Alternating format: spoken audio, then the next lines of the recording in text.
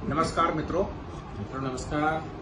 आज हम through the literary lens का एक और अंक आपके लिए लेकर आ गए हैं और आज हम चर्चा करने वाले हैं मन्नू भंडारी जी की एक बहुचर्चित कहानी ईसा के घर। और आज हमारे साथ हैं जाने माने कवि, साहित्यकार, आलोचक राजेश आसुदानी रकी। नमस्कार राजेश जी। नमस्कार विनोद जी, बिल्कुल नमस्कार।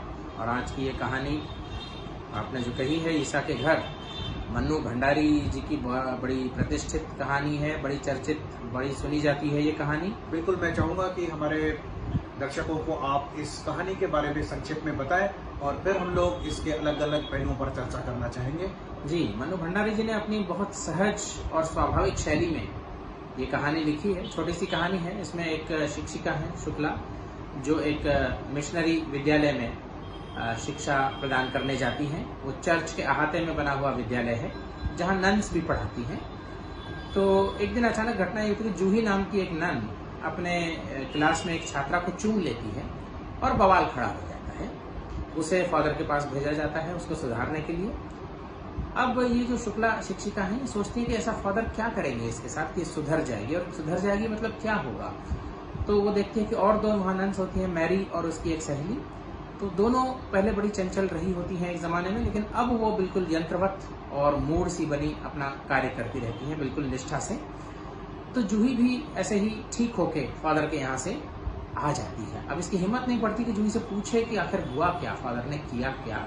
लेकिन हल्कों में कहा तो ये जाता है कि फादर जो है वो जादू का डंडा फिराते हैं और उसके बाद जो व्यवहार है उस नन का वो धर्मोचित हो जाता है, ठीक हो जाता है।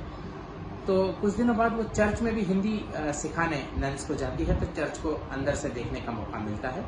फादर का जो फिगर होता है वो भी she is in awe of that figure, कि किस तरह से फादर चलते हैं, किस तरह से बोलते हैं। और एक दिन एंजेला नाम की एक और नन वहाँ लाई जाती है, जो कहीं से भाग खड़ी होती है, फिर से उसको पकड़ के वहाँ लाया जाता है कहीं दूसरे मोनेस्ट्री से। तो वहाँ जब आती है तो वो हाथ पैर पटकती है और वो कहती है कि मैं यहाँ नहीं रहूंगी, इस तरह से मैं नन बन के नहीं रहूंगी, मुझे जिंदगी जीनी है। तो उसको फादर के यहाँ भेजा जाता है ठीक करने के लिए। और 2-3 दिन फादर के पास वो रहती है, लेकिन सुना ये जाता है कि वो किसी के बस में नहीं आ रही।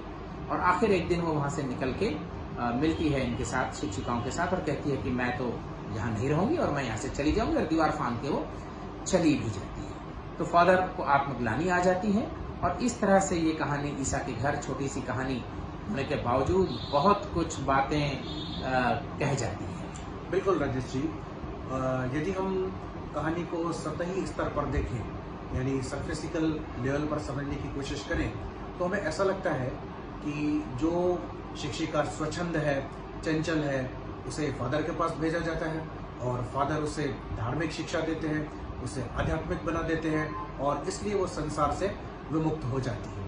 किंतु कहानी के हम अगर गहराई में जाएंगे तो कहानी ऐसी नहीं है। कहानी में एक शब्द प्रयोग हुआ है, फादर जादू का डंडा चलाते हैं और जूही जैसी जो चंचल नन्स हैं, जो टीचर्स हैं, वो बिल्कुल ठीक हो जाती है। तो इसके पीछे जो संदेश छुपा हुआ है वो बहुत ही कलात्मक ढंग से, बहुत ही साहित्यिक तरीके से, यानी जिसे कहते हैं कि इशारों इशारों में लेखिका बात कर रही है। यानी जब भी किसी नन को जो स्वच्छंद व्यवहार करती है, जैसे जूही अपनी एक फाइनल ईयर की छात्रा को जब चूम भर लेती है, तो चूपना इतना बवाल खड़ा कर देता है और ये माना जाता है कि जूही बिल्कुल यानी चरित्रहीनता की तरफ जा रही है, लगभग ऐसा कहा जाता है। और उसको 2 दिन के लिए फादर के पास भेजा जाता है। और तो फादर करते क्या है, तो ये हमें समझ में आ जाता है। जो इनिशिएटेड रीडर्स है उनको ये हिंट मिल जाती है। तो फादर क्या करते हैं, फादर उसके साथ कहीं ना कहीं जबरदस्ती करते हैं। He sexually exploits that nun so that the feeling of disgust is created in that nun and she will never dare to think on those lines. हमें यहाँ पर एक बात याद रखनी पड़ेगी कि Sigmund Freud, who is considered to be the father of modern psychology, उनका ये कहना है कि एरोटिक फीलिंग्स या sexual drive is natural in all the human beings, चाहे वो स्त्री हो या पुरुष हो। नन्स ये जो अपने यहाँ पर एक सर्विस करती हैं, विद्यालय में पढ़ाती हैं, किंतु वो जवान है, उनके भीतर भी दिल धड़कता है और इसलिए उनके भीतर भी इस प्रकार का स्नेह वाली भावनाएं एक निर्माण होती हैं। किंतु फादर उनको एक बड़े स्ट्रेंज तरीके से उनके साथ व्यवहार करता है और उनको मजबूर करता है कि अपने सेक्सुअल डिजायर्स को, अपने एरोटिक डिजायर्स को वो सप्रेस कर दे। और इस प्रकार से ये सारा काम ईसा के घर में यानी चर्च के अहाते में हो रहा है। तो धर्म के पीछे क्या होता है या धर्म कौन से ऐसे अजीब काम करने पर मजबूर कर देता है, इस बात की तरफ लेखिका इशारा कर रही हैं। तो कितना ये मानवता के खिलाफ काम है, मैं तो ऐसा कहूंगा। और कमाल की बात है, यदि बहुत बार ऐसा होता है कि जब धर्म में जो कुछ गलत हो रहा है उसके तरफ जब भी कोई साहित्यकार इशारा करता है तो बहुत बार वो कहानी साहित्यिक न हो करके एक प्रोपागेंडा के लेवल पर पहुंच जाती है, उसका स्तर कम हो जाता है। किंतु it has to be said to the credit of Manu Bhandari that she has not compromised with the literary and aesthetic standards of this story। तो मैं चाहूंगा कि राजेश जी का भी हम ओपिनियन इस पर सुन लें कि वो इस कहानी को कला की दृष्टि से या इस कहानी को साहित्य की दृष्टि से या इस कहानी में जो छुपी हुई बातें हैं इसको कैसे देखते हैं। जी विनोद जी, कला की दृष्टि से बिल्कुल ये कहानी, इस कहानी का जो मर्म है वो है ये जो वाक्य है कि फादर जादू का डंडा फिराते हैं। जादू का डंडा फिराना, इसका जैसे आपने मतलब बताया भी, और ये फ्रॉडियन सिंबल है, फ्रॉडियन प्रतीक है। जादू का डंडा फिराने का अर्थ ही यही है कि फादर उस नन के साथ सेक्स करते हैं, जबरदस्ती करते हैं, बलात्कार करते हैं और उसके व्यक्तित्व को, समूचे व्यक्तित्व को तोड़ देते हैं। डंडा ये मेल सेक्सुअल ऑर्गन का भी सिंबल है, डंडा ये अथॉरिटी का भी सिंबल है, डंडा ये प्यूरिफिकेशन, चेस्टाइसमेंट का भी सिंबल है। जादू की छड़ी नहीं कहा है लेखिका ने, क्योंकि छड़ी भी डंडा होती है, लेकिन छड़ी का लिंग जो है वो स्त्रीलिंग होता है। डंडा जो पुल्लिंग को एम्फेसाइज करता है, पुल्लिंग पर जोर देता है, तो वो इस तरह से, इस कलात्मक दृष्टि से मनु भंडारी जी ने इस बात की अभिव्यक्ति की है। ये अपने आप में बहुत बड़ी एक साहित्यिक ऊंचाई है, मैं तो कहता हूँ। अब आए इसके धार्मिक पक्ष पर कि ईसा के घर चर्च में ये होता है। ये केवल क्रिश्चियनिटी की बात नहीं है, हर धर्म में ऐसा होता है। हर धर्म ब्रह्मचर्य को महिमा मंडित करता है।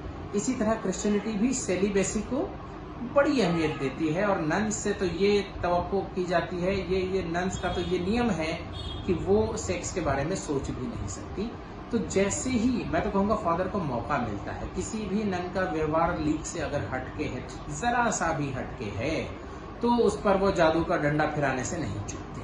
तो धर्म के नाम पर पुरुष अपनी सेक्सुअल कामनाओं को किस तरह ननों पर लादते हैं, ये, और क्रिश्चियनिटी में हमने देखा है, सारे धर्मों में ये होता है, हमारे आसपास ये होता है। बिल्कुल ये रैम्पेंट है कि धर्म जो है एक तरफ तो कहता है कि सेक्स खराब है, सेक्स का कोई स्थान नहीं है, और उसी का सहारा लेके उसमें जो प्रतिष्ठित हैं, अधिकारी वर्ग हैं, जो फादर हैं, जो पादरी हैं, जो भी जिस तरह की भी अथॉरिटी है, वो बिल्कुल नहीं चूकते हैं लैंगिक शोषण करने से। बिल्कुल, यहाँ पर सिगमंड फ्रॉइड की एक और बात हमें याद रखनी पड़ेगी कि reaction formation. When you hate something to the extreme, you begin to love that thing. तो यहाँ धर्म यदि सेक्स की भावनाओं को बिल्कुल खराब मानता है तो कहीं ना कहीं उसके प्रति वो उतना ही आसक्त भी बन जाता है। तो एक रिएक्शन फॉर्मेशन होता है। फादर के व्यवहार में हमको एक डिफेंस मैकेनिज्म की जो बात है, रिएक्शन फॉर्मेशन, तो ऊपरी से ऊपर तो वो कहता है कि बिल्कुल नन्स को इस प्रकार का ख्याल भी नहीं करना चाहिए, लेकिन जिस प्रकार से स्वच्छंद नन्स उनके सामने लाई जाती हैं तो गुप्त रूप से वो वही करता है। तो इंसान का व्यवहार जो है उसके स्वाभाविकता को, यदि उसके स्वाभाविकता का दमन किया जाएगा तो होगा क्या? न्यूरोसिस होगा, साइकोसिस होगा। एंजेला के चरित्र में हमें दिखाई देता है कि उस पर जो सप्रेशन किया गया, फादर 2-3 दिन ये प्रयत्न करता है उसके साथ भी, किंतु वो उसको अपने बस में नहीं कर पाता। उसको वो विद्रोह करती है, she rebels against this kind of exploitation and she runs away from the school. Ultimately वो चली जाती है वहां से, किंतु जिस प्रकार से वो हाथ पटकती है, पैर पटकती है, चीखती है, चिल्लाती है, इससे पता चलता है कि कहीं ना कहीं उसका हृदय व्यथित हुआ है, उसके साथ जबरदस्ती की गई है और उसके व्यक्तित्व में भी वह अवसाद दीख पड़ता है। यानी मनु भंडारी कहती है कि इस प्रकार से यदि धर्म के ठेकेदार यदि इस प्रकार का व्यवहार करेंगे तो निश्चित रूप से वे स्त्रियों की गरिमा को ठेस पहुंचाते हैं, एक बात, और दूसरी उनके स्वभावगत जो हमारे भावनाएं हैं, जो एरोटिक फीलिंग्स है, उसको सप्रेस करते हैं। यानी संपूर्ण उनके व्यक्तित्व को वो कहीं ना कहीं डैमेज कर रहे हैं, हार्म कर रहे हैं। और एंजेला अंततः वहां से वो दीवार कूद करके चली जाती है। ये संकेत करता है कि कहीं ना कहीं हमें इस प्रकार के शोषण से बाहर आना पड़ेगा। किसी न किसी एंजेला को इतनी हिम्मत करनी पड़ेगी और वो फादर के चंगुल से जब बाहर चली जाती है तो एक संकेत है कि ऐसा किया जा सकता है। इस प्रकार का शोषण बहुत समय तक नहीं जारी रहना चाहिए, यह जो एक मैसेज मिलता है। किंतु ये कमाल की बात है, बहुत साहित्यिक तरीके से मैसेज आता है, कहीं भी एक्सप्लिसिटली जिसे हमें कहते हैं कि सीधे तौर पर लेखिका कुछ नहीं कहती, लेकिन न कहते हुए भी धर्म पर जो कटाक्ष कर जाती है, मैं समझता हूँ मनु भंडारी जी की ये बहुत बड़ी सफलता है। राजेश जी, आप क्या कहना और देखिए, ये जो एंजेला नाम है, इसकी भी आप गहराई समझें। एंजल्स हम कहते हैं, क्रिश्चियनिटी में एंजल्स होते हैं, गॉड के पास एंजल्स होते हैं, जीसस के साथ एंजल्स होते हैं। तो ये जो एंजल वर्सेस एंजेला का जो नामकरण है, ये भी बड़ा ही द्योतक है, बड़ा ही सटल है। एंजेला आखिरकार चंगुल से छूट पाती है जो धार्मिक पादरी उसके व्यक्तित्व का ह्रास करने पर तुले हैं, उसके व्यक्तित्व को नष्ट करने पर तुले हैं। ये केवल लैंगिक ही बात नहीं, लैंगिक तो है ही है, लेकिन उसके साथ साथ जैसे हम जूही और मैरी और उसकी सहेली को जो देखते हैं, उनके व्यक्तित्व, उनका समूचा व्यक्तित्व खंडित, भग्न हो चुका है, धर्म की चक्की में पिस चुका है। लेकिन एंजेला उससे विद्रोह करती है और एंजेला धार्मिक रूप से, सहज रूप से अपने जीती है। और वो यही एक साहित्यिक उपलब्धि है इस कहानी की कि ये त्रासदी पर समाप्त नहीं होती। ये त्रासदी पर भी समाप्त हो सकती थी कहानी, पर लेखिका ने ऐसा नहीं किया है और कहीं ना कहीं आशा की किरण है।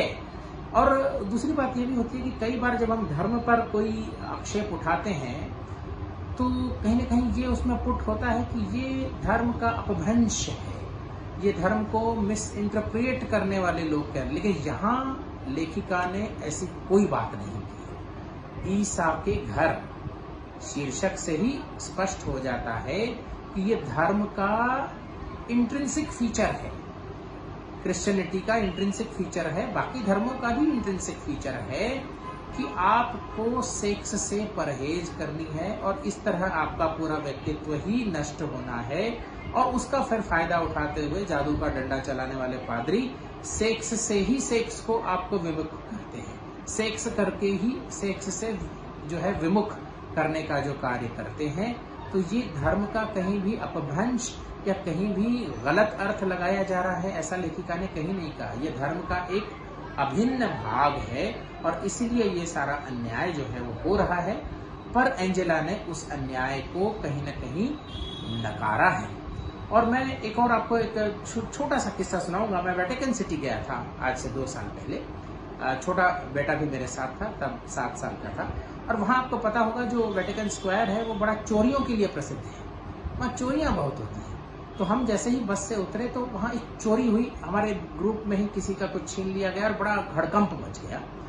तो मेरा जो बेटा था वो बड़ा सिहर गया और जैसे ही हम अंदर जाके बैठे मैंने उसको बताया कि ये दुनिया के सबसे बड़े धर्म का हेड क्वार्टर्स है, यहाँ पोप रहते हैं। पर वो आतंकित था और आतंकित होकर वो केवल एक बात कहे जा रहा था कि हम कहीं ऐसी जगह नहीं चल सकते कि जहाँ चोरी ना हो। उस समय मुझे उसकी बात समझ में नहीं आई, मैंने उसको बाल सुलभ एक डर का रूप दे दिया। लेकिन उसके बाद जब मैंने इस बात पर सोचा कि दुनिया के सबसे बड़े धर्म के हेड क्वार्टर्स में हमारे सामने प्रश्न केवल ये है कि क्या यहाँ चोरी नहीं हो सकती, क्यों हो सकती, कहीं कोई क्या ऐसी जगह नहीं है कि जहाँ चोरी नहीं होती। तो ये द्योतक है कि धर्म चाहे कितना भी आडंबर रचे, धर्म चाहे कितना भी पॉजिटिव होने का दावा करे, लेकिन धर्म आज भी इंसान को पशु से ऊपर उठाने में समर्थ नहीं रहा है। और अंत में हम यही कहेंगे कि ये सारी बातें मनु भंडारी जी कलात्मक ढंग से कहती हैं, साहित्यिक ढंग से कहती हैं, उनकी शैली भी बहुत ही आकर्षक है। और एक बार पाठक ये कहानी पढ़ना प्रारंभ करता है तो अंत तक पढ़ता चला जाता है, और सिर्फ कहानी एक ही स्तर पर नहीं चलती, वो पाठक को सोचने पर भी मजबूर कर देती है और धर्म को भी एक नई दृष्टि से देखने की दृष्टि प्रदान करती है।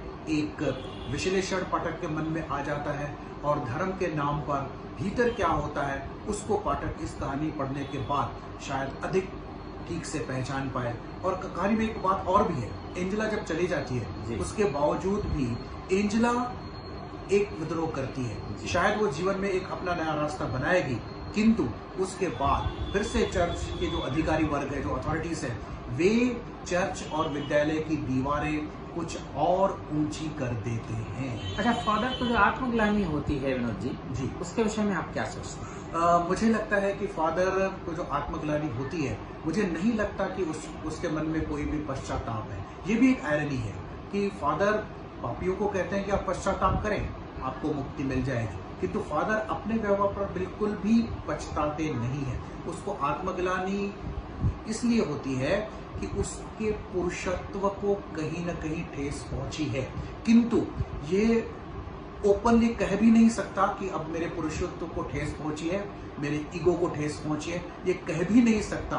तो ये उसकी जो एक घुटन है वह है मेरे हिसाब से, आत्मग्लानि न होए, ये उसका एक सफोकेटिंग फीलिंग है, घुटन है कि मैं जो करना चाहता, अब तक मैं जिस पर सहजता से जो नन्स का शोषण करता आ रहा था, किंतु ये एंजेला तो मुझे तमाचा मार करके चली गई और मैं कुछ भी नहीं कह पाया, कर तो नहीं पाया, किसी को कह भी नहीं पाया कि मैं अपना पुरुषत्व उस पर सिद्ध नहीं कर पाया।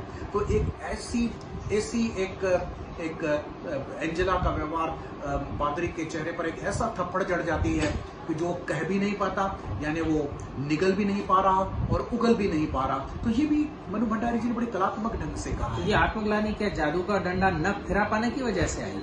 बिल्कुल, आत्मग्लानि उस असफलता का ही नाम है।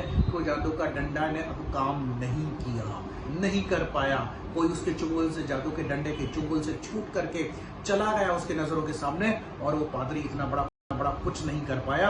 इसका जो पश्चाताप है, इसका जो सेंस ऑफ फेल्यूर जो है, वो शायद उसे तकलीफ दे रहा है। और जादू का डंडा जो प्रतीक है, ये मैंने जैसे कहा सेक्सुअल तो है, ये कमाल का प्रतीक है, लेकिन ये धर्म, जैसे धर्म में भी चमत्कार करते हैं, मैजिक वांड, जी मैजिक वांड फिराते हैं ना, तो ये रिलीजियो सेक्सुअल सिंबल है जादू का डंडा। और ये ईसा का घर, ईसा के घर हो सकते हैं, मोहम्मद के घर हो सकते हैं, राम के घर हो सकते हैं, नानक के घर हो सकते हैं, और हर धर्म पर ये बात किसी न किसी तौर से ये लागू होती है। और हम मनु भंडारी जी को अवश्य इस बात की जरूर बधाई की पात्र हैं वो, कि इस तरह की कहानी लिखने का उन्होंने साहस किया और इस कलात्मकता से वो कहानी पेश की है। बिल्कुल, साहित्य की सफलता तभी है जब कोई भी बात, चाहे कहानी हो, कविता हो, उपन्यास हो, उसे कलात्मक ढंग से कहा जाए। और इस अर्थ में ये कहानी बिल्कुल सफल है और अपनी बात कहती है, और बड़े प्रभावी ढंग से अपनी बात कहती है। तो आप सुनने वाले, देखने वाले मनु भंडारी जी की ये कहानी पढ़ें, सोचें, समझें और अपने चिंतन को एक कदम और आगे बढ़ाएं, और आप बढ़ाएंगे इसका हमको पूरा विश्वास है। और थ्रू द लिटरेट लेंस के और एक अंक लेकर बहुत ही जल्दी हम आपके सामने उपस्थित होंगे और किसी और साहित्यिक रचना पर आपके साथ चर्चा करेंगे। तब तक आपका मित्र डॉक्टर विनोद आसुदानी और मैं राजेश आसुदानी रकीब आपसे इजाजत चाहते हैं। नमस्कार। नमस्कार।